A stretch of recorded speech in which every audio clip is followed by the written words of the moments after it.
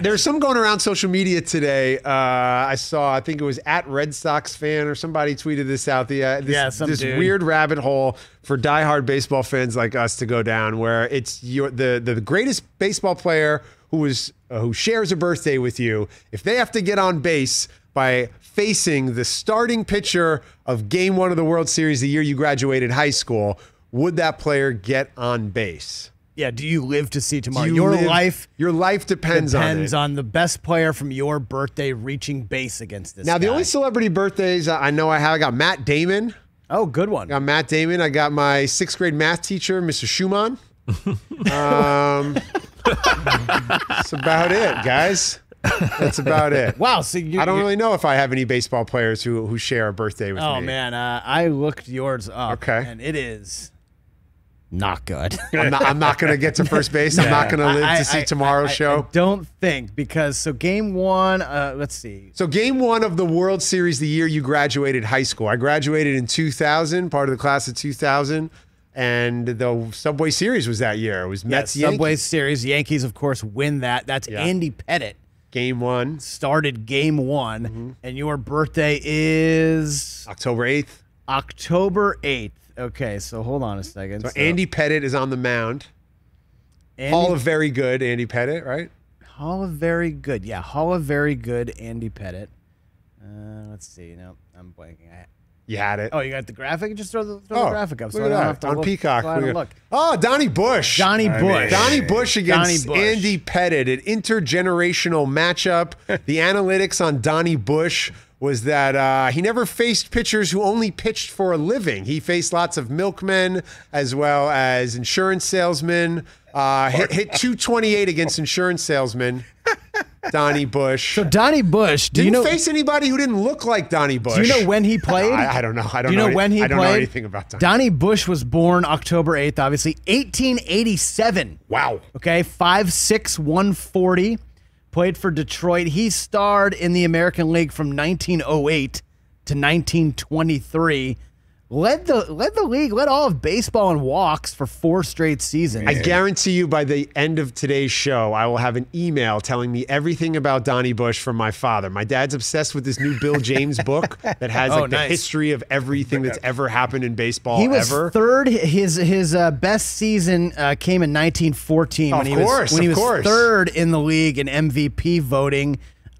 He finished right behind Eddie Collins, Sam Crawford, and Home Run Baker. Now, players in the United States didn't go participate in World War I like they did World War II. So I wonder just how the news of the war impacted Donnie Bush in the back half of his career. What are we talking about? By the way, in 1914... This is why you go down the rabbit hole with baseball and you get these guys. Exactly. Who do you have, TJ? Who was born on your birthday? I mean, I got to be honest. I had Jose Rio and Nomar, and I got really nothing there. Wait a minute. That's actually a great matchup. Jose Rio started Game 1 of the 1990 World Series with Chris Sabo on the hot corner with Todd Benzinger at first. Great team. Barry Larkin, Eric Davis. I love those 90s Reds. Tom Browning. Oh, yeah. Look, TJ, as a fellow member of the 723 Club, we are riding and dying with Nomar. So I graduated high school.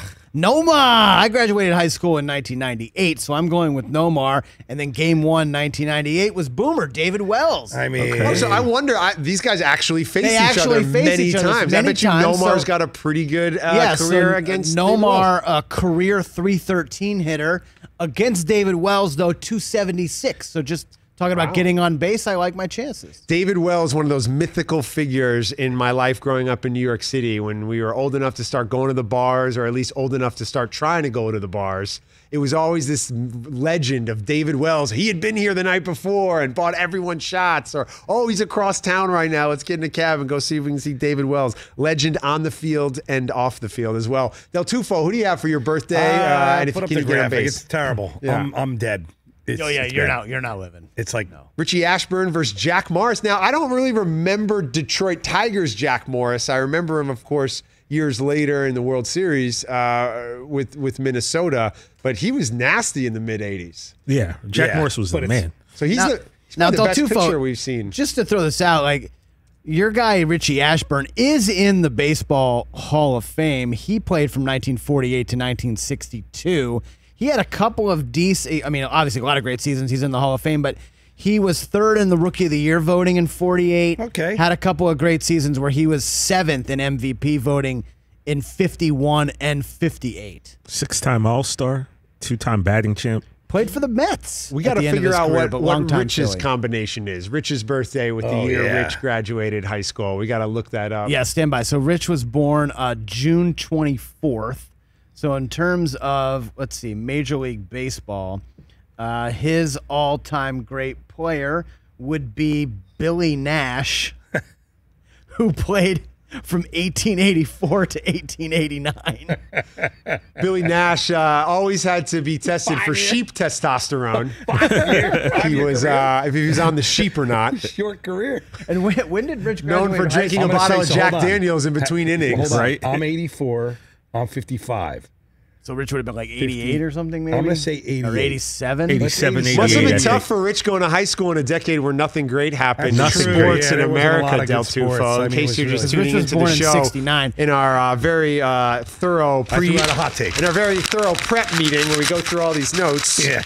That one was in the garbage. So Del Tufo said that nothing great happened in American sports in the 1980s. Nothing great. I said we are not. Didn't pay attention to the 86 Mets. So if Rich graduated in 1987, the Twins won the World Series that year in seven games over the Cardinals. That would have been Frank Viola pitched game one for the Frank Twins. Viola, I love to change speeds. Serious mustache. Yeah. Love another Hall of Very So good. go to the other year. Let's give him the worst of the 2 years. Let's see.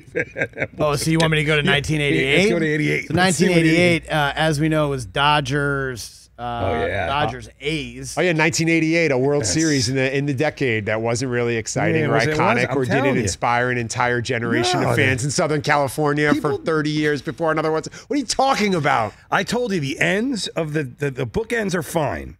The Olympics, the Olympic team winning.